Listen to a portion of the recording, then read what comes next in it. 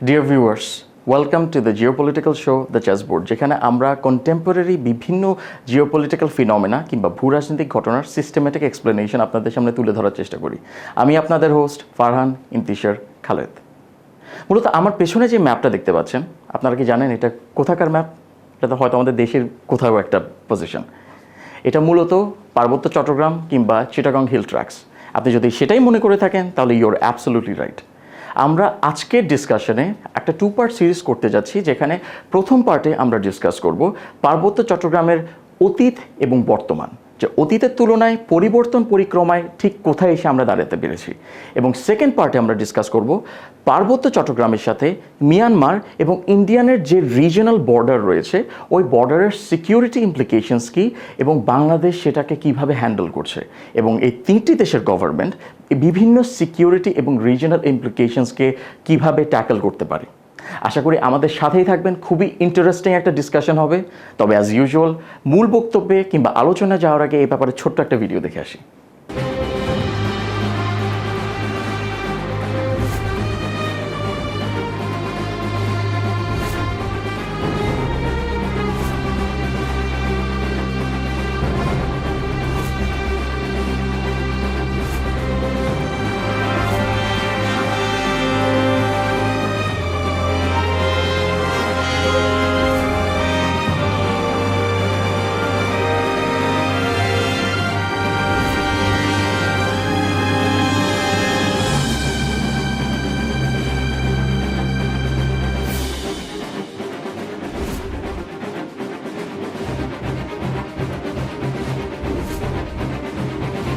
সুপ্রিয় দর্শক, আমাদের সাথে থাকার জন্য আপনাদের অসংখ্য ধন্যবাদ। আমার সাথে স্টুডিওতে উপস্থিত আছেন লেফটেন্যান্ট জেনারেল সাব্বির আহমেদ। তিনি একজন অবসরপ্রাপ্ত সেনা কর্মকর্তা। স্যার, আপনাকে অসংখ্য ধন্যবাদ আমাদের সাথে থাকার জন্য। আপনি কেমন আছেন? হ্যাঁ, তোমাকেও ধন্যবাদ। Thank you sir. স্যার, আমরা কি ইন্টারভিউ নিয়ে কমেন্টস করতে পারি? আগাতে পারি স্যার? হ্যাঁ প্লিজ স্যার। স্যার, আমি যদি আপনাকে এখন জিজ্ঞেস করি যে একটা রিভিশন পার্ট হিসেবে যদি আপনাকে জিজ্ঞেস করি, আমাদের যে চিটাগাং হিল ট্র্যাক্স বা পার্বত্য চট্টগ্রাম রয়েছে, সেখানে স্যার যে আপনার ক্ষুদ্র নৃতাত্ত্বিক জনগোষ্ঠী রয়েছে, তাদের সংখ্যা কতটুকু, মানে গ্রুপ হিসেবে কত গ্রুপ রয়েছে, এবং বাঙালিদের সাথে তাদের আপনার প্রপোর্শনটা কতটুকু, মানে অনুপাতটা কতটুকু? হিল ট্র্যাক্স নিয়ে কথা বলছো যখন, হিল ট্র্যাক্স তো একটা খুবই মানে টকড অ্যাবাউট সাবজেক্ট এই মুহূর্তে, এবং অনেকগুলি ঘটনা ঘটে গেছে যার পরিপ্রেক্ষিতে সবাই এটা নিয়ে কথা বলছে। তো আমার যেহেতু হ্যান্ডস অন এক্সপিরিয়েন্স আছে, সেই জন্য আমি আর কিছু বক্তব্য হয়তো বা একটু ভিন্ন হতে পারে। Of course sir. হিল ট্র্যাক্স বাংলাদেশের একটা অঙ্গ, বা হিল ট্র্যাক্স বাংলাদেশেরই একটা অংশ। জি স্যার। এবং এটা দেশের যে কোনো অংশের মতোই একটা অংশ। এখানে মানুষ আছে, এখানে জমি আছে, এখানে ভূমি আছে। তো এখানে মানুষের সংখ্যা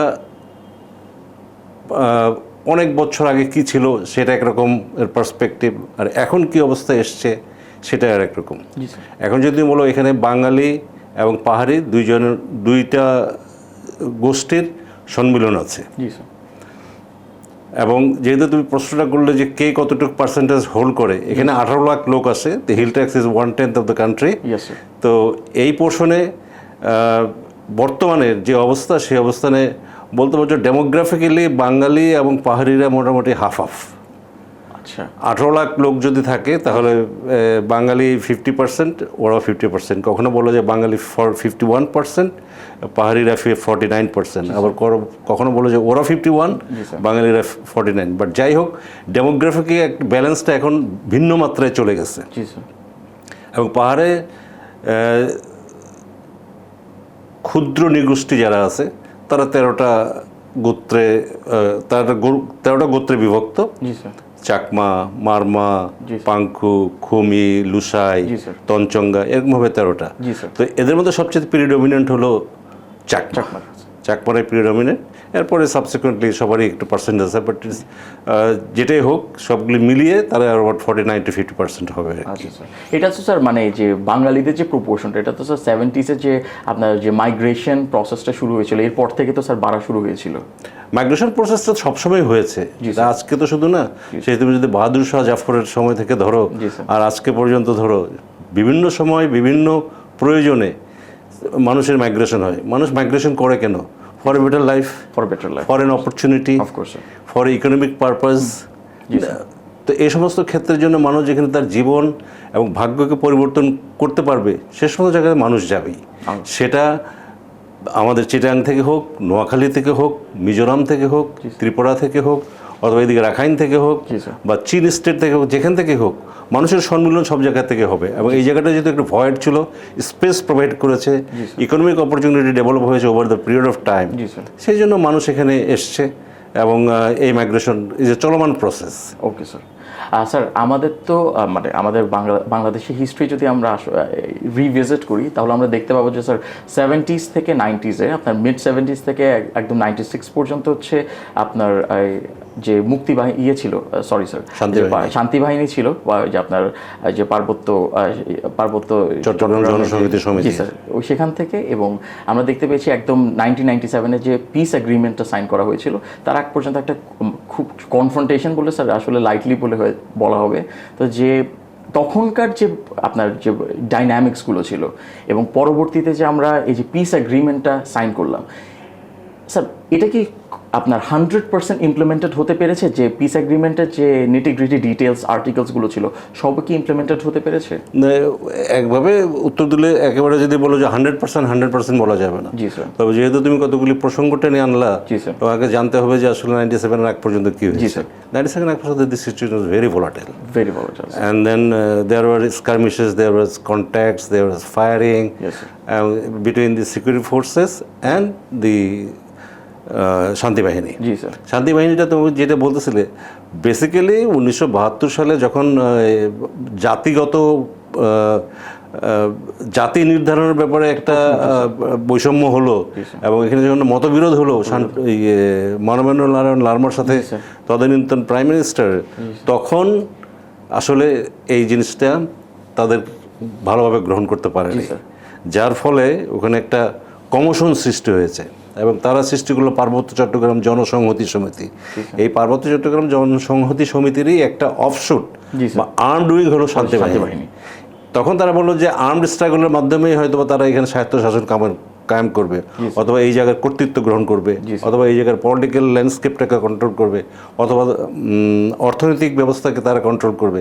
সেই জন্য তারা সিকিউরিটি ফোর্সেসের সাথে সংঘর্ষে লিপ্ত হয়।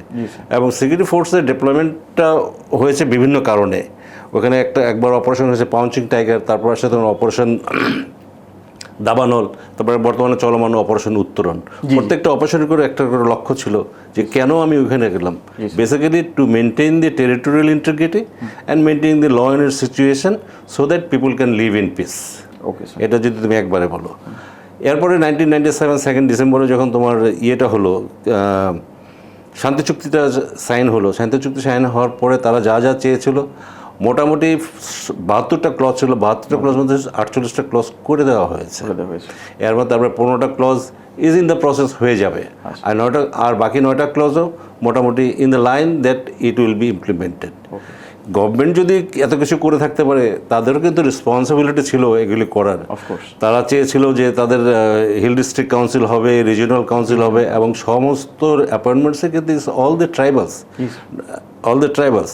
তো ট্রাইবালসরা তো আমরা যদি মানে সরকার যদি তাদের জন্য এত কিছু করতে পারে, সেখানেও তারা কিছুটা ফল্টার করেছে। অস্ত্র জমা দিয়েছে, বাট সম্পূর্ণ অস্ত্র জমা দেয়নি। তারপরে যে সমস্ত ইনস্টিটিউশনে পলিটিক্যাল অ্যাক্টিভিটিস হওয়ার কথা ছিল, পলিটিক্যাল অ্যাক্টিভিটিস বলতে তোমার লোকাল গভর্নমেন্টস, এগুলোর তো ইলেকশন হয়নি। তো যার ফলে এখনও এক না একতন্ত্রের মতোই চলতেছে। তো তোমার প্রশ্নের শর্টকাট উত্তর হলো যে yes, many clauses have been addressed and many things have been done. Commission আছে, ল্যান্ড ইস্যু নিয়ে কমিশন আছে, তারপরে তাদের অ্যাপ্রোপ্রিয়েট প্লেসমেন্ট নিয়ে কমিশন আছে, কিন্তু অন্যদিকে ভালো জিনিস হলো যে তাদের জন্য তো আবার কোটা সিস্টেমও আছে। আমাদের এখানকার মানুষরা তো ওখানে গিয়ে জমি করে বাড়ি করে থাকতে পারবে না, they can have the land right.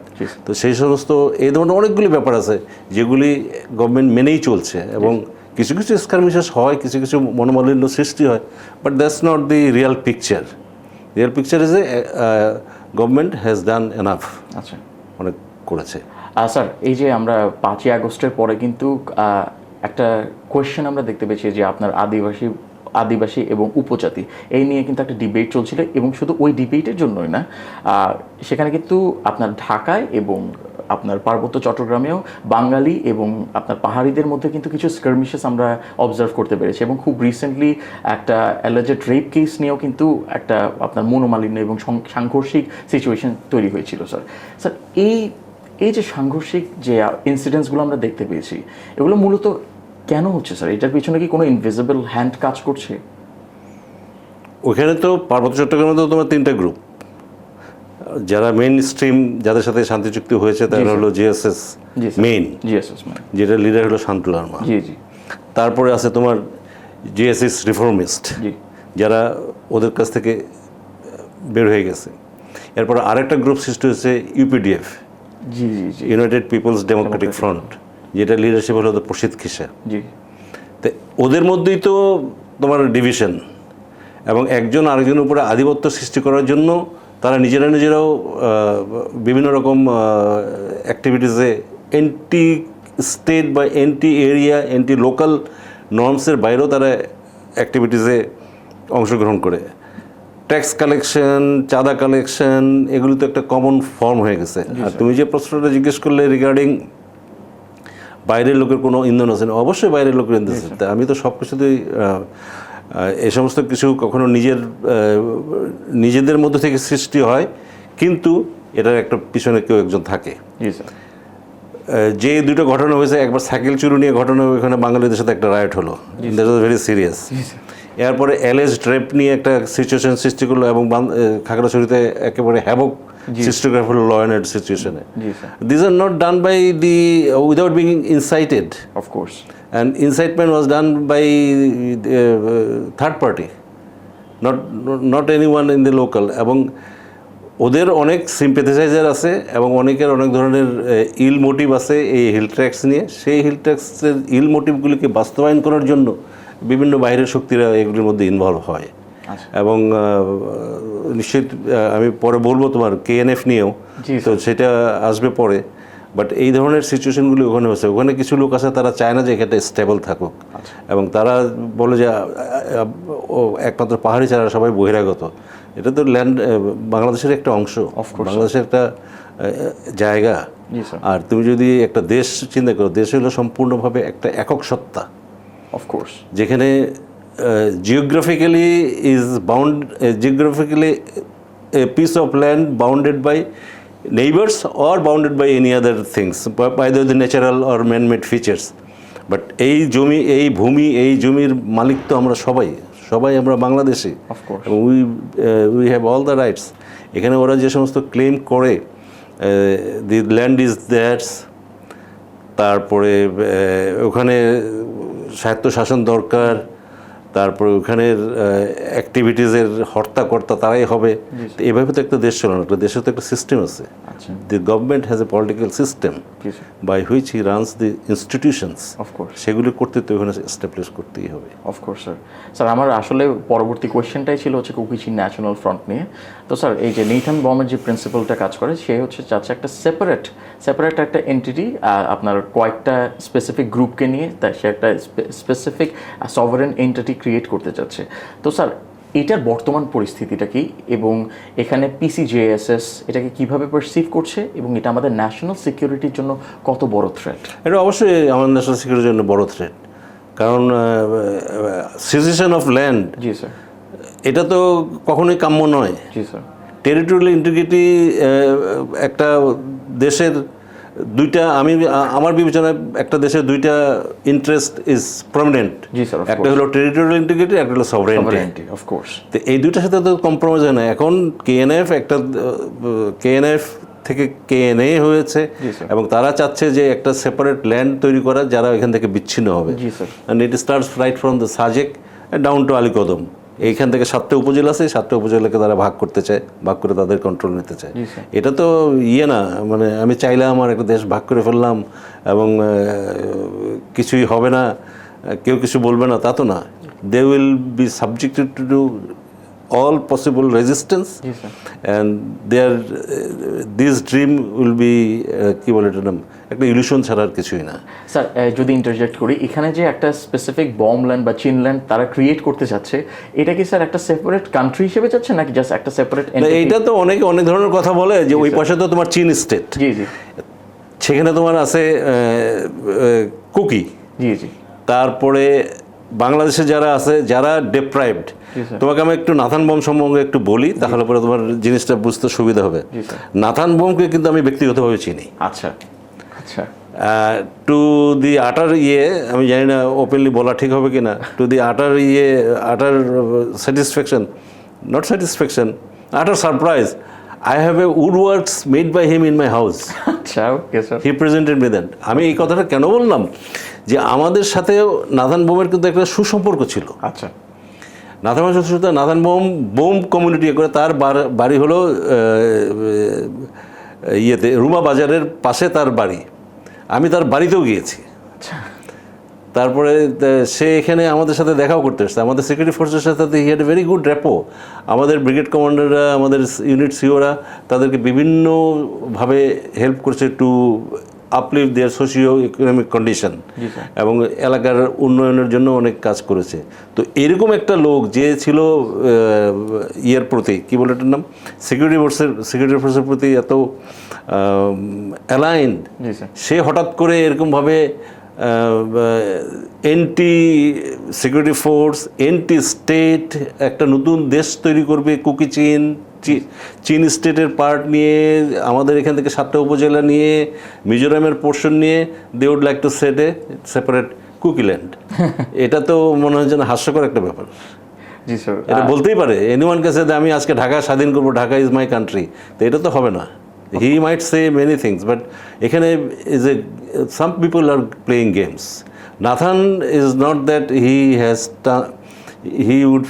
he must have fallen into the prey of some interested groups, এবং বাইরে থেকে যারা আমাদের এখানে যারা সমস্যা সৃষ্টি করতে চায়, নাথানকে তারা হাতে নিয়েছে।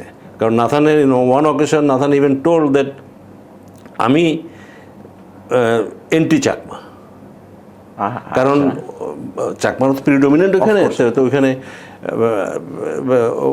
বলে যে আমি anti Chakma, I will do something very great against them. But এখন তারা সবাই মিলে কনভিন্স করে একটা সেপারেট ল্যান্ড তৈরি করার চিন্তা ভাবনা, এটা it doesn't come from his head, he is being used, আমার analysis, he is being used and somebody is playing from the back. So he is a pawn on a chess board. Of course he is a pawn on the chess board. Sir এখন কোথায়, এখন তো নাই, এখন আবার শোনা যায় না, হঠাৎ করে ওঠে, এবং এটা you never know who plays from inside also. Of course a very interesting take sir. কিন্তু স্যার এই যে অপারেশন উত্তরণের যেটা এখন হচ্ছে স্যার, এটা কি স্যার মূলত এই যে কুকি চীন কিংবা যে সকল সেপারেটিস্ট ফ্যাকশনস আছে তাদের এগেনস্টে হচ্ছে নাকি স্যার? না, এটা overall it's not only Kuki Chin is also a part, law and order situation is a part, development is a part, maintaining harmony in the area is a part, then developing good relation এবং socio-cultural development is also a part of it. So it encompasses many things. আচ্ছা sir, তো sir এই যে separatist থ্রেটসগুলো আছে বা যে ideologies বা প্রিন্সিপালসগুলো কাজ করছে, সেগুলোকে কাউন্টার করার জন্য কিংবা তার এগেনস্টে অ্যাকশন নেওয়ার জন্য আমাদের ল এনফোর্সমেন্ট এজেন্টস এবং আমাদের সেনাবাহিনী কি পদক্ষেপ গ্রহণ করছে? আমি তো এখন এই মুহূর্তে সেনাবাহিনীকে অত কিছু ডিটেল বলতে পারবো না, but what ever this being done, আমার মনে হয় দে আর ইন দ্য রাইট ট্র্যাক, এবং তারা maintaining the law and situation of the area. They are going into the deep into the inaccessible areas. They are destroying their camps. They are gathering information, turning into intelligence, and then converting it to the operations.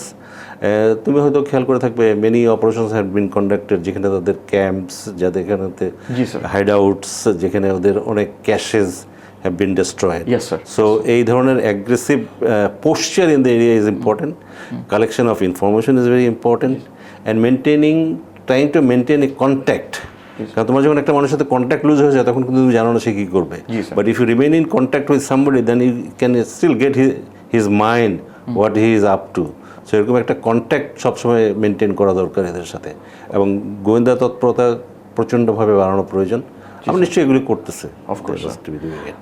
Sir এই যে বাংলাদেশ সেনাবাহিনী নিয়ে কিন্তু ওই যে আমাদের পার্বত্য চট্টগ্রামে কিন্তু একটা if not negative it's a very mixed reception regarding hour army. তো দেখা যায় যে ইউথের মধ্যেও কিন্তু একটা পেসিমিজম কাজ করে, যে they think that there are elements of exertion, যেখানে হচ্ছে হয়তো আমাদের আর্মি কিছু চাপিয়ে দেওয়ার চেষ্টা করছে, অথবা দেয়ার আর এলিমেন্টস অফ অপ্রেশন, মানে এই ওয়ার্ডটা আসলে ইউজ করা হয়েছে। তো স্যার এই যে একটা মিসরিপ্রেজেন্টেশন অফ আর in a way, স্যার এটা তো মানে the army is suppose to protect us, so in a way they are protectors. তো এই যে একটা মিসরিপ্রেজেন্টেশন কাজ করে, অথবা আসলে স্যার রিয়ালিটি তো স্যার আমরা অ্যাজ জাস্ট অবজারভার্স যতটুকু আমরা আমাদেরকে ফিড করা হচ্ছে ওখান থেকে আমরা একটা অ্যানালাইসিসে আসতে পারি। তো স্যার আমার জাস্ট মানে সিম্পলি যদি আপনাকে বলি যে আর্মি সম্পর্কে তাদের মধ্যে, পাহাড়িদের মধ্যে যে পারসেপশনটা কাজ করছে, এটাকে আমরা কিভাবে পজিটিভের দিকে নিয়ে যেতে পারি? না, আর্মি সম্বন্ধে যে পারসেপশন প্রিভেল করতেছে দ্যাটস রং, নাম্বার ওয়ান। কারণ ওইখানে তো স্যার এই যে এলিমেন্টস অফ অপারেশন যেগুলো মানে এলিমেন্টস অফ অপারেশন যেগুলো করে এগুলো দিস আর অল প্রপাগান্ডা। আচ্ছা আচ্ছা, মানে I do not subscribe to it, কারণ আমি তো ওইখানে I was GOC of Chittagong for 3 years. So I have seen and I have conducted many operation activities, social activities, specification activities, cultural activities. So never ever we in our wildest dreams we thought of the suppressing. G sir. Moreover, we were trying to bring them into the main fold. আচ্ছা, They come to the mainstream and be a part of the all good processes Yes, sir. that is prevalent in the country. G sir.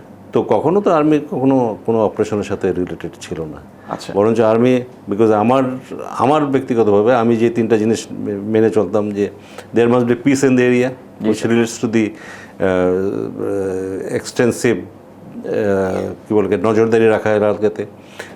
Harmony means the good relation between the Bengali, Pahari, then other elements, those who are present in the area. Then there should be development. Of course. Bringing in the development projects, so bringing in the development activities and incorporating them into the system of development, সেটাও তাদেরকে অনেক help করেছে। কখনো কোনো কিছুতে তাদের কোনো কিছু কাটেল করা নাই।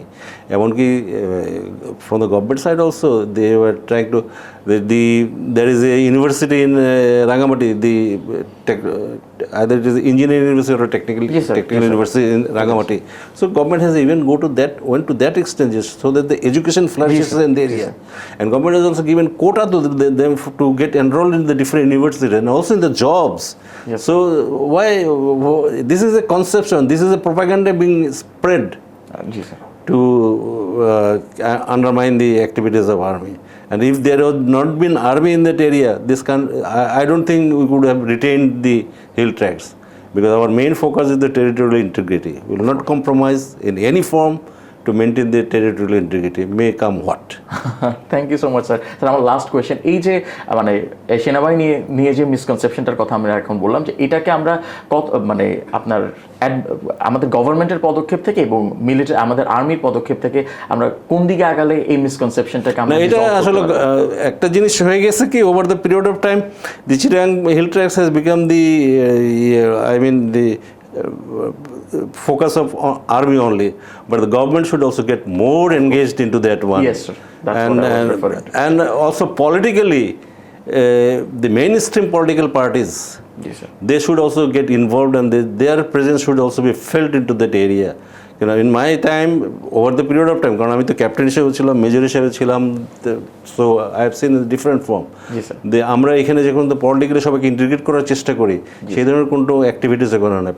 আর হিল ট্র্যাক সম্বন্ধে অনেক ধরনের কমেন্ট করে, অনেক ধরনের মতবাদ দেয়, without understanding what hill tracks is. Hill tracks is very different area. Of course. And you have to understand it appropriately to make a comment and to take any action about that. এখানে propaganda আছে, আমাদের intelligence গ্রুপও যেরকমভাবে কাজ করার কথা ছিল সেরকমভাবে কাজ করে নাই। It has been seen that they all sided for the পাহাড়ি পিপল। তো পাহাড়ির যেটা বলতেছে, পাহাড়ির it is not a purely পাহাড়ি এলাকা। জি sir. It is now the area, তুমি ডেমোগ্রাফিক্যাল ব্যালেন্সে যদি দেখো 50%, so it is a Bangladeshis are living there. জি স্যার, জি sir. That's we are Bangladeshi, it is our country, it is our land, and we all will work for development of this area. And in harmony, sir. And of course, in harmony, maintaining the peace and ensuring that there is development. Thank you so much sir. আমরা part 2-তে আবার এই ব্যাপারে আর একটু elaborate করবো sir. Thank you. ঠিক আছে। সুপ্রিয় দর্শক, আপনাদের অসংখ্য ধন্যবাদ আমাদের সাথেই থাকার জন্য। আমরা পার্ট 1-এ ডিসকাস করলাম যে আমাদের পার্বত্য চট্টগ্রামের ডাইনামিক্স এখন কিভাবে কাজ করছে এবং পরিবর্তনের পরিক্রমাটা ঠিক কী ছিল। আমরা পার্ট 2-তে আরেকটু ইনডেপথ ডিসকাশন করবো এবং এখানে রিজনাল কিছু ইমপ্লিকেশনস আমরা নিয়ে আসবো। আমাদের সাথেই থাকবেন, আমাদের ফেসবুক এবং ইউটিউব পেজে গিয়ে লাইক এবং সাবস্ক্রাইব করবেন এবং আমাদের ভিডিওগুলোতে মতামত দিয়ে জানাবেন আপনারা ঠিক কেমন ডিসকাশনস দেখতে চান। Until next time, thank you.